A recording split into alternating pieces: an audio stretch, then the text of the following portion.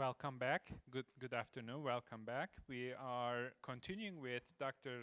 Hamid Tizhoosh. He is going to talk about image search in histopathology, the past, present, and the path forward. Hamid. Thank you very much. This is not going to be easy, but we will try. So we'll try to cover the research of the past 30 years, basically. And a lot has been done. But strangely, and maybe we understand at the end why, after 30 years, there is still no image search in any hospital, systematically, correctly, comprehensively, as a part of the systems that we use, which is very strange, but we will see why. So the idea of search is actually quite simple.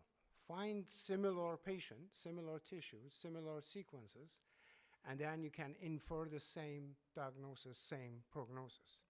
So, but to implement this simple idea, you have to take it seriously. So, and again, part of the validation that we did made us understand what it means to be serious. It doesn't mean that you have a serious face. It means you have to do things in a certain way to be serious. So information retrieval is obtaining relevant information from an archive, and that includes searching, accessing, retrieving specific pieces of information that the user, in our case pathologist, is interested in. So, and that information retrieval involves always indexing, which means creating some tags, some identifiers that make the information understandable to the computer.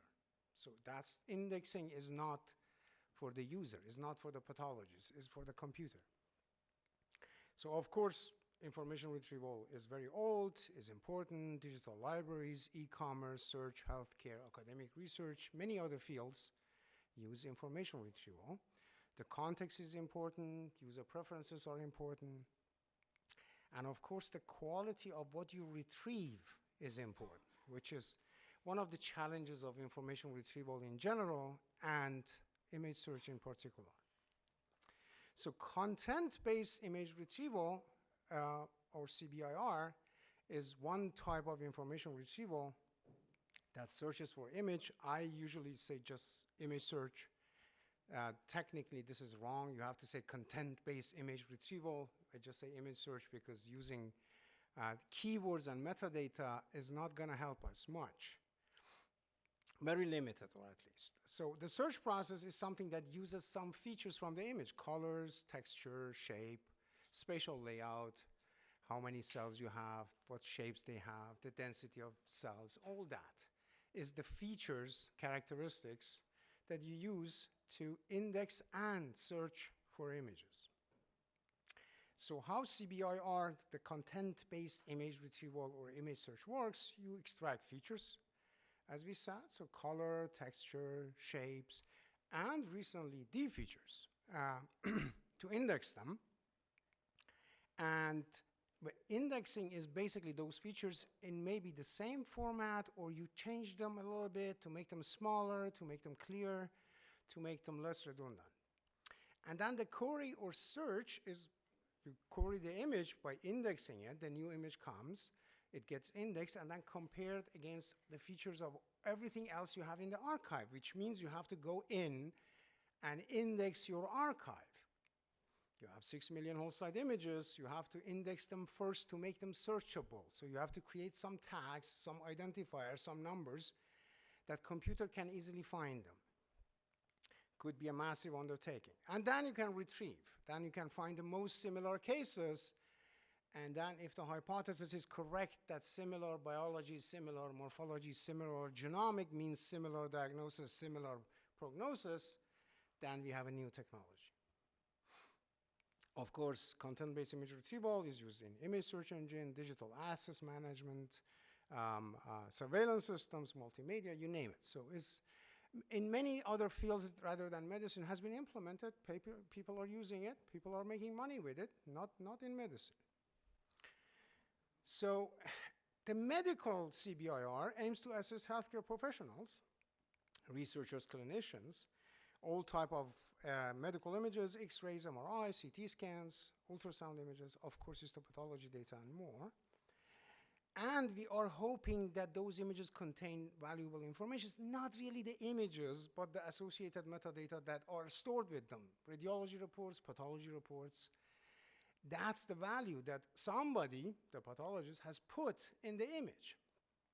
The image itself is actually quite useless, at least for the computer. It becomes valuable when we read the pathology report. So when you connect the pathology report to the tissue image, then it becomes valuable. So a bit of history, many people have worked in this area, and I went back and looked at the papers that we usually cite, and I said, oh my God, I know all these people.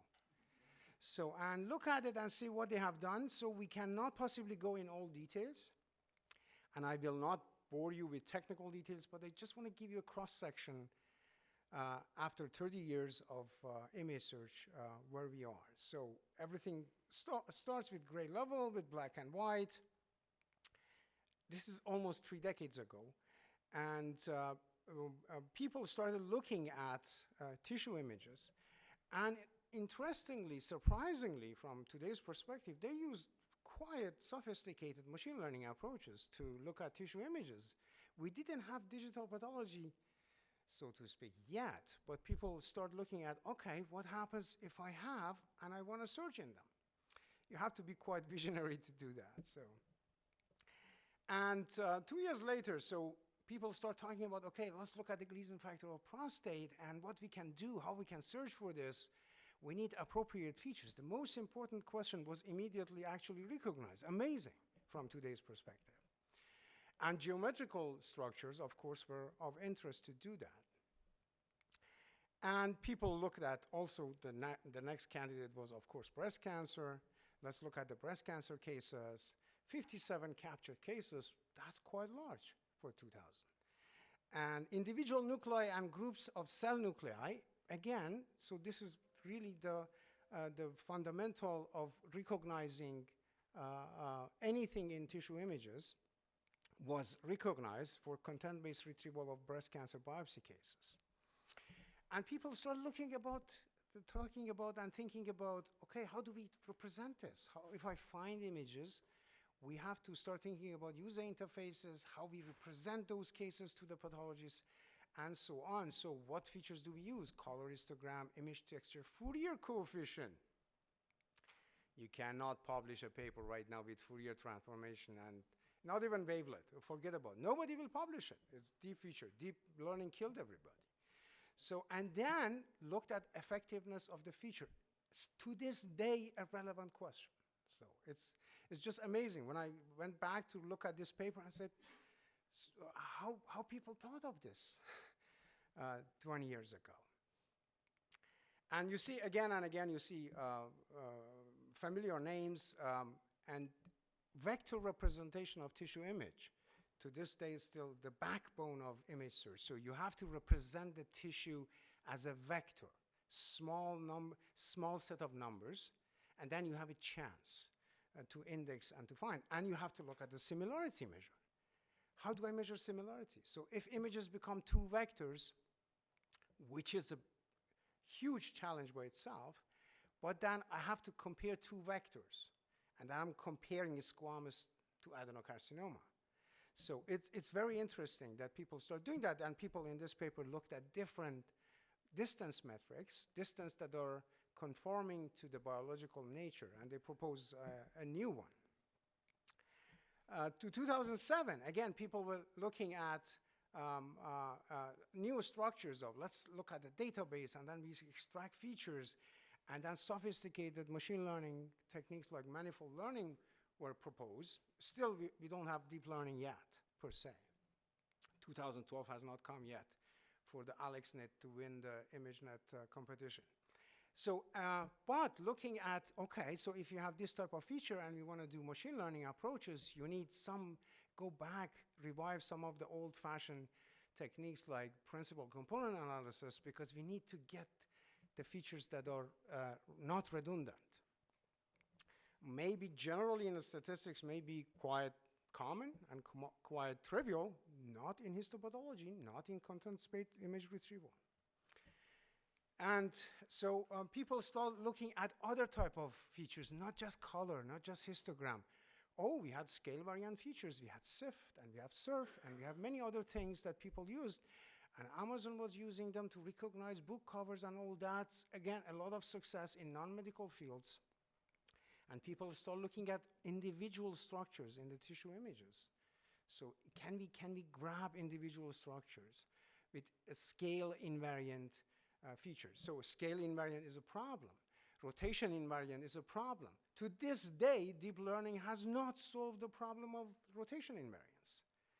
And the tissue doesn't have any preferred angle on rotation. And this is in no way a challenge to any pathologist, but is a challenge to AI. So, and we get to 2012 when we now content-based microscopic image retrieval system is something that people talk about. And this is actually from Matin's group around that time. And now we start looking really, investigations become more and more serious, more and more images. And we look at semantically annotated data to make sure that we are really matching the right things with the right things. So research is becoming more serious. So far still, nobody has attempted to look at the whole slide image in general. So what do we do with everything at once? It was just too much. So, and another approach was look at, let's go and see, because one of the main things about content-based image retrieval has, the output, it doesn't matter. The output can be diagnosis, it can be grading, it can be subtyping, it can be anything. In contrast to supervised learning that you have to determine, I train to say malignant or benign, the output that is attached to a pathology image and a pathology report can change abruptly, and it doesn't matter, the system still works. Because when you find similar patients, the output, you can go and say, okay, hence, the output is this. And you can change that output. This is one of the amazing flexibilities of information retrieval, which supervised AI cannot imitate. Okay, so at some point we transitioned to hashing and barcodes, which is a fancy name for, we realized, look, things are very computationally intensive, things are big in pathology, we have to come up with something that is fast and compact. The fastest and most compact thing we have in computer science is binary, 0 and 1, black and white. So let's make things black and white. Not the images, those features, the representations. So, and one of the things was, okay, can I get projections, the same projections that we are using in CT machines, radon projections? Can we project features and then make them binary? And then suddenly we have a binary code for a tumor. Can we do that? We looked at, can we bring autoencoders, compressed information? Again, things are big. In histopathology, the main problem is from computer science, things are big. Autoencoders are a natural candidate. Can I compactify them, make them smaller, and then make them binary such that I can retrieve information faster? Another one, okay, can I assign a barcode to an image? Not a barcode that we see in grocery store, the barcode that is coming from the content of the image. Can I do that? Again, I want to use some sort of deep barcodes or deep models. So one of the crucial idea was, and this is something that is also part of one of the search engine, is to look at the change of the feature and encode the change of the feature, not the feature itself. That was a crucial idea. So hashing is a huge field in computer science, many sophisticated methods. This method is extremely simple compared to them. Painfully simple. Just take the first dimensional derivative of features, and you get a good thing that says, okay, if the features are characteristic for your tissue, so are their changes. So if that's true. And if you take the changes are actually more robust to noise as well, because your feature magnitude may go up and down, but the change is more robust, going from feature to feature. So, and then the deep features basically said, okay, can you go back to the tissue and we have a comparative study of, let's say, CNN compared to bag of visual words, local binary patterns, some classical features that people were working on. So, and the supervised graph hashing was another example. Now you are encoding individual cells. That's a very sophisticated method. Let's put individual cells in binary format, their shape, their mixture in binary format, and then we have an atlas of individual cells in binary format. Then you do group-to-group matching, basically. Very sophisticated idea. Another approach was, okay, no, don't do it with individual nuclei. That's unmanageable. You cannot do it. We have more than how many? 5 million? 5 million nuclei per whole slide image is nothing. We cannot do it. Keep the hashing at the feature level. So which means you have a feature of your tissue, hash it, map it to some zeros and ones. That's what hashing means. It's a fancy number, fancy terminology for saying make it black and white. Do it for SIFT feature, HOG feature, GIST feature. These are all deep learning features, handcrafted features, which many people may dismiss them, but they have still a lot of value. They may have still some value here and there. But the deep barcodes were basically sort of a breakthrough, because then you take the deep features, it doesn't matter from which network they come, and you convert them to a barcode. If you get 1024 numbers from a deep network, you get a 1024 numbers of 0 and 1, bits of 0 and 1, and now you have something that you can encode. And this is very, very small. This is very, very compact. And this is the fastest there is. Nobody can do faster than binary. Binary is the fastest. So, okay. So before we go, so let's get on one page to the nuts and bolts of image search in histopathology. I want to keep it. Liron Pantanovitz and I, we thought we should basically clarify some stuff for everybody, not just for the ones who are deeply in information retrieval. So why we search? We want to observe cellular morphology, identify cells, noting cellular abnormalities, looking at tissue integrity, looking at inflammatory response, analyzing tumor characteristic, using special stains and biomarkers. All that can be done with information retrieval. So when we do that, that means because the images are big, as has been mentioned, you're all aware, you put it through the network, a patch, a tile, not the entire whole slide image, because we want to close the semantic gap, the way that pathologists understand the image and the way that computer understands the image. And we get deep embedding. The deep embedding is those basically here, this pink layer. One of the layers of the network is the so-called deep embedding or deep features. So we don't care about the output of the network, what the network says. If you put a lobular carcinoma through DenseNet, DenseNet will classify it as matches, because matches are one of the things that DenseNet has learned. But we don't care about that. We use the feature. So, but whole slide images are big. We need some sort of divide and conquer. This is a question that in most papers is being ignored, as if there is somebody that will do it for us. Nobody will do it for us. We have to deal with this. So what we do patching and tiling. Everybody does that.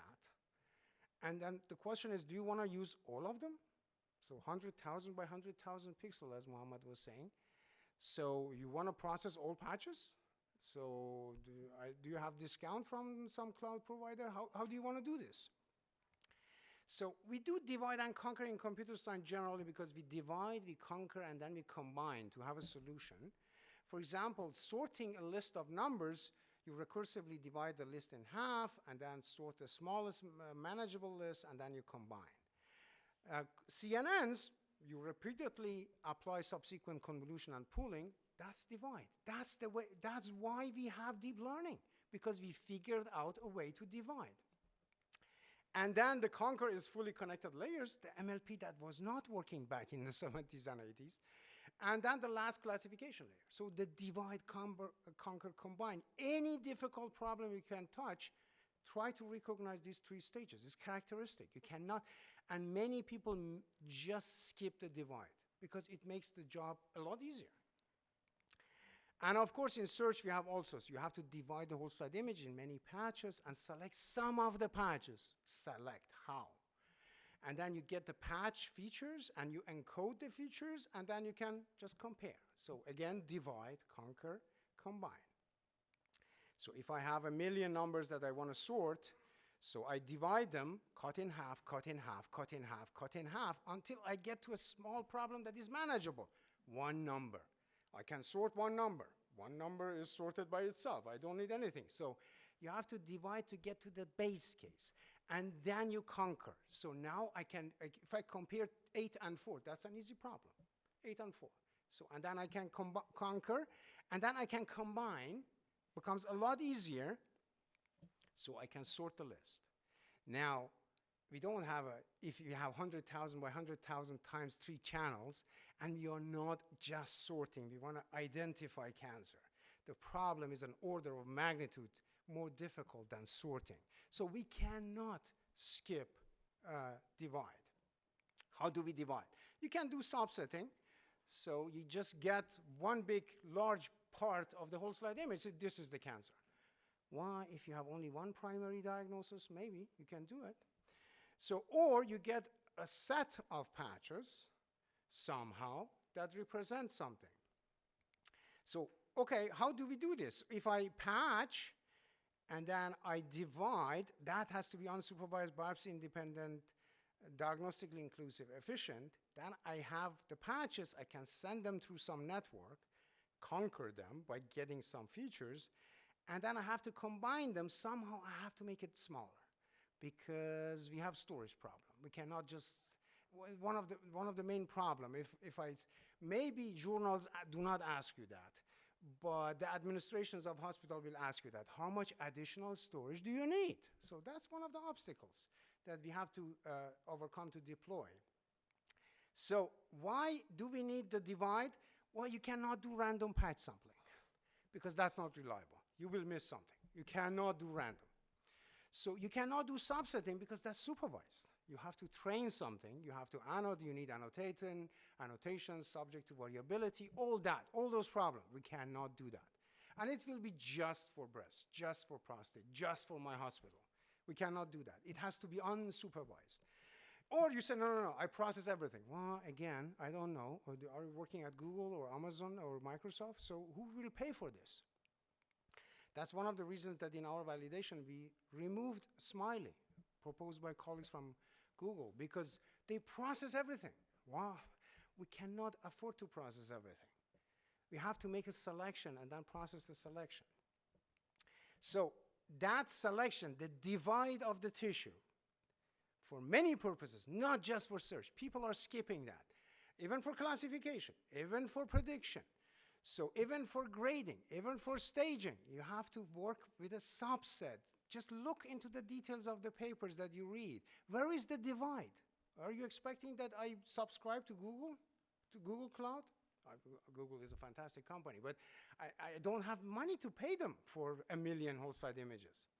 So it has to be universal. The divide has to be, it must be unsupervised.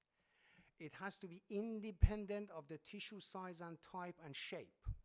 Is it core biopsy? Is it excision? Whatever it is, it has to be independent of that. It has to be diagnostically inclusive. We cannot miss something. It has to be fast. It cannot ask for extra storage.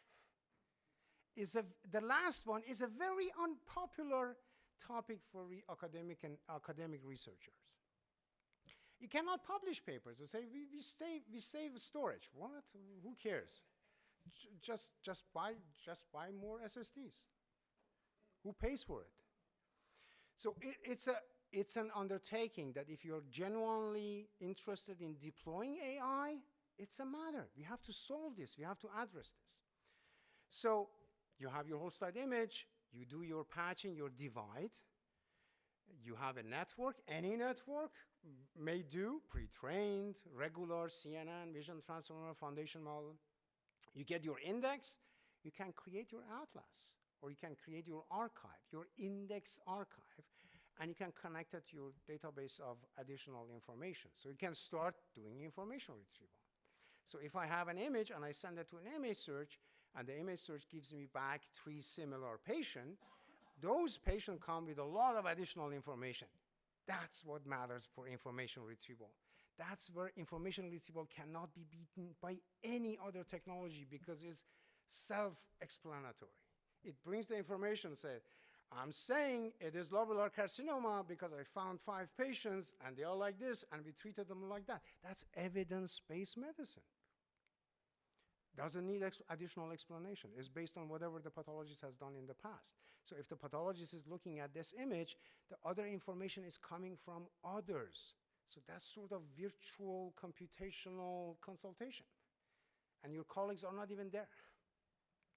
So if you have that and you get your similar cases, you can combine them, the metadata, and you get a summary. That could be a sort of computational consensus.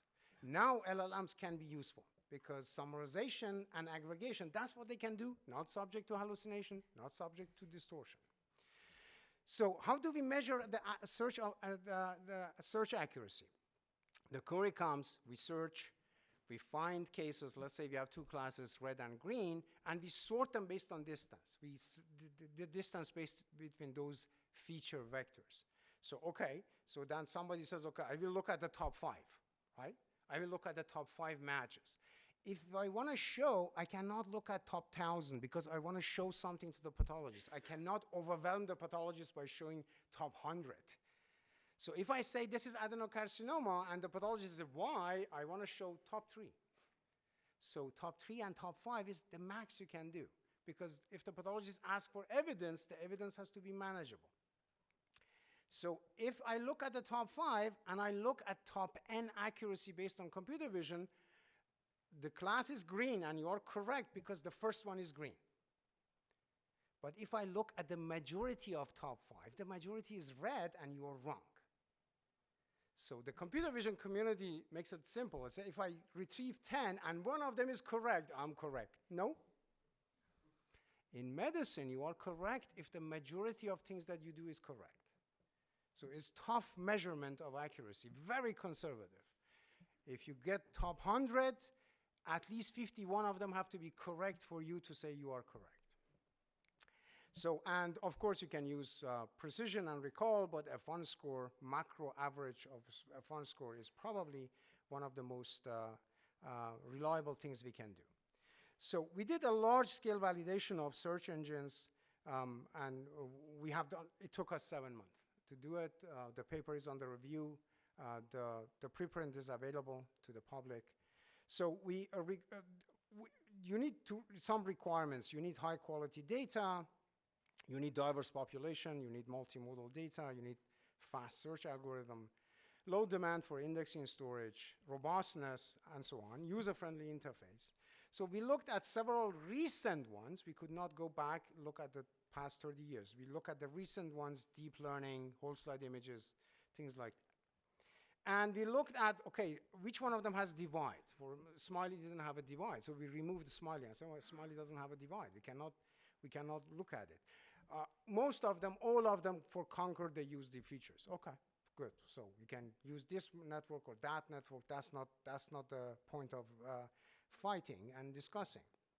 And for combining, some of them do brute force, some of them are barcoding, some of them do trees, and some of them they just do nothing and they just compare.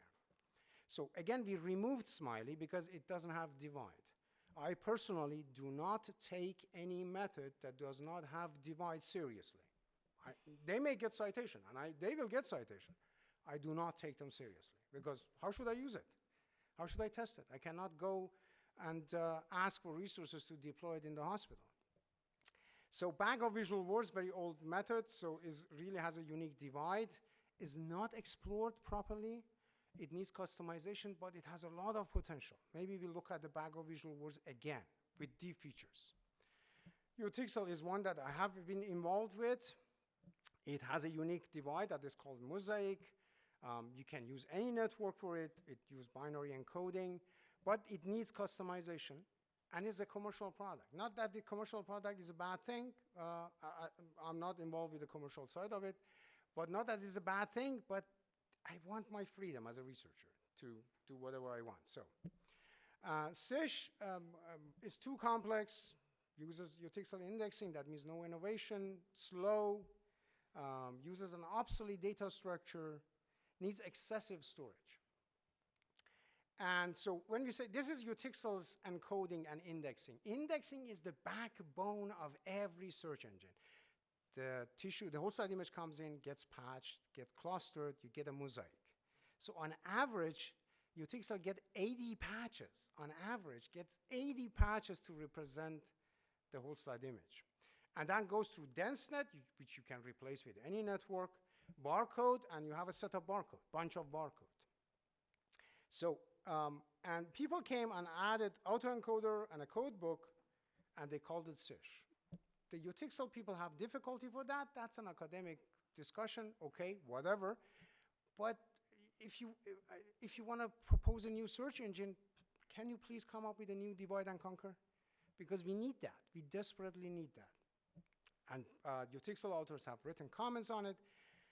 But SISH has bigger problems than not having an indexing, and is, among others, the storage. So RedCCL is another one, has a very simple structure. It's basically a network. It's not a search engine. But when papers get published in really good journals and platforms, you have to deal with them. You don't have a choice. You cannot pick and choose. People will ask you to deal with them, to compare with them. So this, now Bag of Visual Words, eutexyl, SISH, RedCCL, the 4 remaining ones for us to look at it. So for the divide, Bag of Visual Words, very specific one. eutexyl has mosaic that everybody else seems to be using. Features, again, they use different type of networks. Encoding is clustering, barcoding, long integers. Space, all of them are linear with the exception of SISH. SISH is exponential. Exponential means it's not doable, it's not feasible. Matching Euclidean distance, Hamming distance, going through a tree, and cosine similarity. Speed, all of them linear. SISH is constant time, which is extremely impressive. When you hear constant time, that means doesn't matter you have 100,000 whole slide images or 1,000,000, the time for search will be constant. Oh my God, I want to have that. So we went after it. So I want to have it if it is constant time. And then post-processing, none of them has re-ranking, but 2 of the methods have re-ranking. So we used a lot of techniques a lot of data sets to test, internal and public data set, to test this search engines. And the ranking is a problem because if you do ranking after the search, that means you are not happy with the search. You can post-process. But if you are doing, again, re-ranking, because search is a ranking, you rank your distances.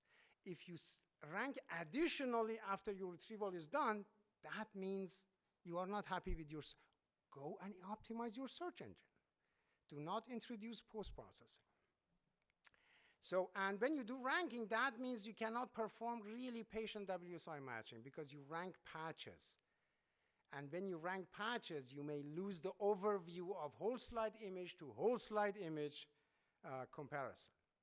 So in Bag of Visual Words is easy. You compare 2 histograms. That means you are comparing 2 patients. The whole slide images are 2 different patients.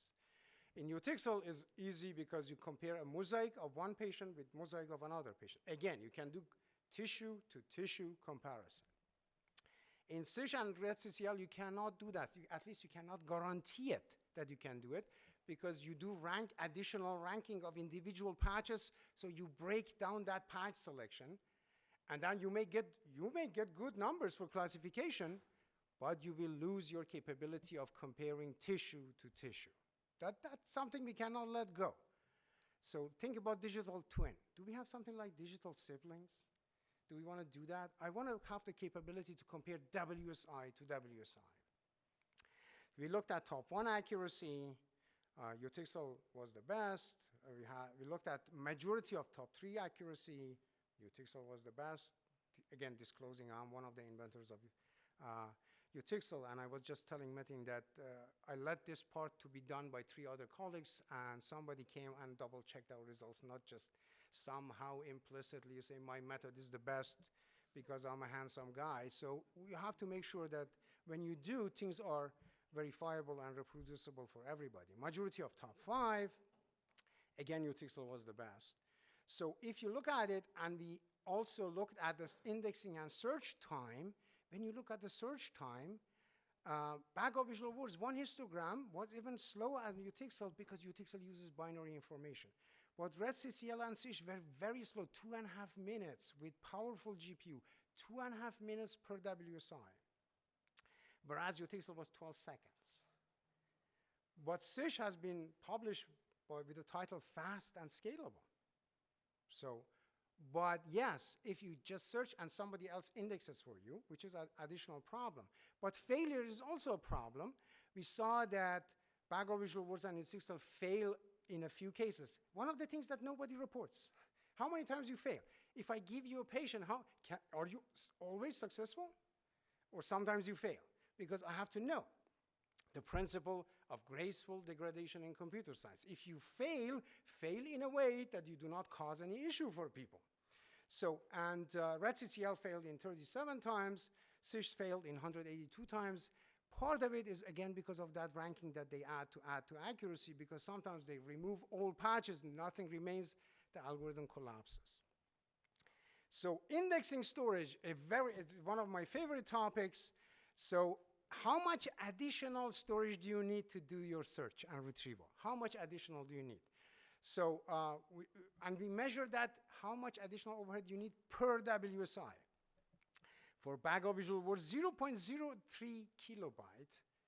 For SISH was 97 kilobyte. And if you go to 1 million whole slide images, that's 10 gigabyte for Bag of Visual Words and 31 terabyte for SISH. So I want to see who will load 31 terabyte into the memory. I want to see that. As an engineer, impossible. You cannot do it. So what do? You read 100 gigabyte by 100 gigabyte. If you do that, your constant time flies out the window. You are not doing constant time. You are not fast. You will need 10 minutes per whole slide image. So, but this is what we leave out, because speed and accuracy are very attractive topics. Storage is not. But when you get and validate, things fall apart. That's the part of, yes, the idea is simple, but are we serious? So the storage is a problem because democratization of AI will depend on it. Developing countries have already problems with that. And if you don't care about the developing country, that's fine, that's fine. But if you think rich hospitals will just pay for it, because we can pay for it, because you have a lot of storage, you need a lot of storage, you need a lot of GPU power, forget even about the carbon footprint, nobody wants to just waste money. And it's not responsible. So we have to look at extra storage that every search engine requires. So which one is the best? We look at it. So these are the default proposed. We rank them based on everything. So, and this is the Utixel with ChemiaNet. So the ChemiaNet has been trained with the TCGA. This is a simple, accurate, fast technique, but it's a commercial product. That's what I don't like it. So no disrespect for that company. But they gave the freedom away from us to work on it. Our best bet is probably Bag of Visual Words. It's a good old-fashioned techniques, has a lot of room for improvement, it's compact, it's fast, it just needs better features. We can work on it. So there is room to work on it. So we looked at some of the papers, and foundation models are coming out. They had looked at SISH, let's say it reported 47%. We agree with that, we know that SISH is providing low accuracy. But we compared it with Utixel and two regular network, so a foundation model against CNN, small CNN. CNN is not foundation model. So doesn't add up, doesn't add up. So a lot of things, and that's a real concern. That's a real concern that I don't know how things are done. I have no idea. We have to be nice. I don't know. How do things get published and you validate them and they fall apart? What happens? What are we not checking as reviewers when we read papers? But we cannot use any of these search methods that I talked about because we need a multimodal search. So that's the problem. So we cannot use Utixel, we cannot use backup visual words. Even if we improve it, we cannot use them because we need multimodal approach. So all of them, Utixel and Kimianet may be the best, but they have low accuracy. The speed and storage are important in pathology. There is no automated WSI selection, and there is no algorithm for setting magnification and patch selection, and there is no multimodal approach. So I will stop here, and because I had something, I needed a little bit more to show a demo of multimodal atlas that we have, but we can do that another time. So, or maybe I go just to maybe 2 minutes, go through the. Yes. Yeah. Okay. So let me see. We love looking at demos, don't we? Yes. Yes. Let me see. Okay. So let me go to our prototype. Hopefully everything works. So selecting an atlas. This is an offline demo case. So I want to look at this whole slide image. I have some questions or some notes. I have, let's say, gene expression extracted from RNA sequencing, and I want to look at top 3. And I upload them. So the upload is not real time. A lot of it has been buffered just for the sake of demo. And after the upload is done, this is supposed to be a network. So this is the query. This is the image that we just uploaded with gene expression and some question or descriptions or doubts. And then the search engine found that was real time. So the search was real time. And these are the top 3, the gene expression of them, notes, and diagnosis, squamous, squamous, squamous. That's an easy case, I know. I'm showing easy case, and this is TCGA because I don't have the clearance to show anything internal just yet. So I want to generate a report. So I look at the t-SNE of the cases. For example, I want to look at the whole slide image and gene expression together. And when you use together, you see that my patient here, so is really separated here with the squamous because I used whole slide image and gene expression at the same time, multimodal combined.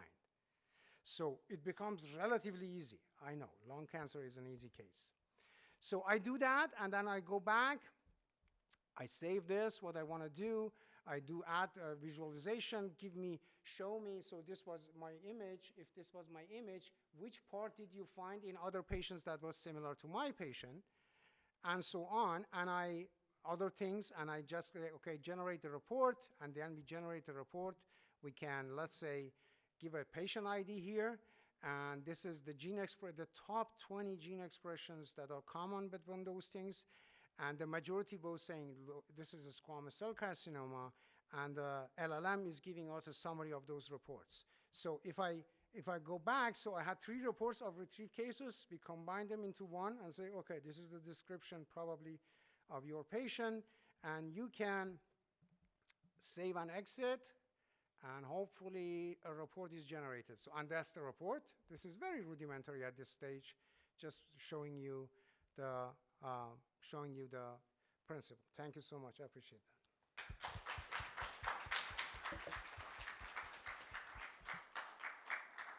Any questions?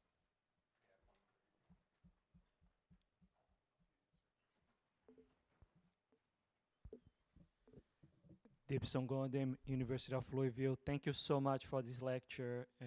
Really amazing. What I'm thinking here, these types of search have many different use cases. You can use that for research, for education.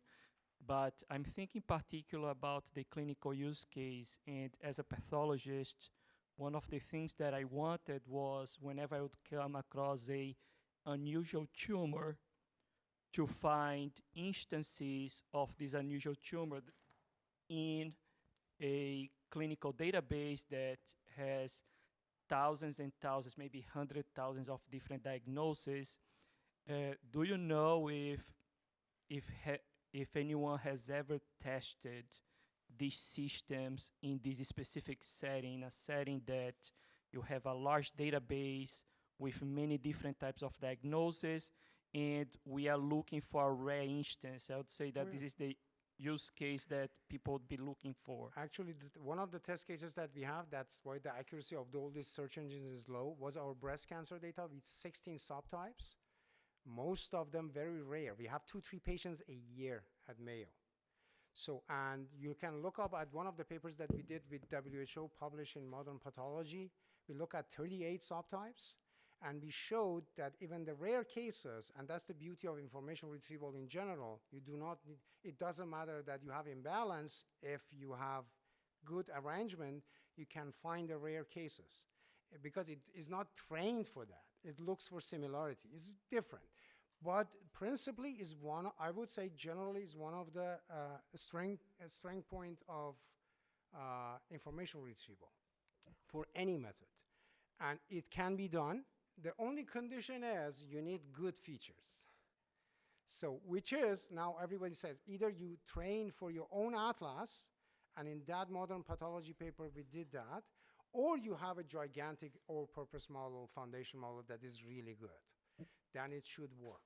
So because it is unsupervised. Supervised methods will have problem with that, but not unsupervised. Clustering search does not have a problem with that in general. We are not talking about a desired accuracy yet. Thank you. Thank you. Any other questions? Yeah, I have a question. Thank you, first of all, for a very great talk. And I was wondering, so it seems like previously it used to be convolutional neural networks, and now it's vision transformers increasingly that are the deep learning framework that's being used to represent whole slide images. But I was wondering if you had used or considered or know anything about state space models as being possibly a new paradigm. And I'm certainly no expert on the topic, but from what I understand, they're a recurrent neural network based system. And because of that, they actually really excel at finding needle in a haystack type problems, which could be really useful for whole slide images where you need to represent only the most relevant part to minimize storage costs and so forth. And additionally, the state lives on the GPU, on the SRAM of the GPU, so it turns out that training them is quite efficient compared to transformers, which have a quadratic relationship compared to the input, whereas state space models may be more linear. So are we talking reinforcement learning with state space? Or Yeah. So like the Mamba architecture, which is, that's a language-based model, but there are vision applications. I'm just curious if you know anything about it. We go back in 2002 to 2007. I did some work on reinforcement learning. Generally, I'm afraid of state space models. Generally, recently I have not looked at them. I'm definitely positive that there is improvement. There are other models. Vision transformer, I'm guessing they will disappear in 2-3 years because they are actually a deviation from the imitation of human brain. They are handcrafted architecture. CNNs are closer to the human brain than vision transformers. Vision transformers are exhaustive correlation analysis machines. They are working. We are using them. Fantastic. We will keep them as long as there is nothing better. But we have, meanwhile, forward models that Jeff Hinton put forward. We have Kolmogorov-Arnold networks that are very promising. There is a lot of things happening. But for what we do, because we are really interested in deploy into the clinical utility, so I wouldn't mainly put my main part of resources on things that are still at the basic side of research. We will keep an eye on them. But I want to do something that is mature enough such that we can hopefully, with a little bit of effort, we can deploy. I know you have other questions, but we are not done. We are not done. What we are going to do is first thank our speakers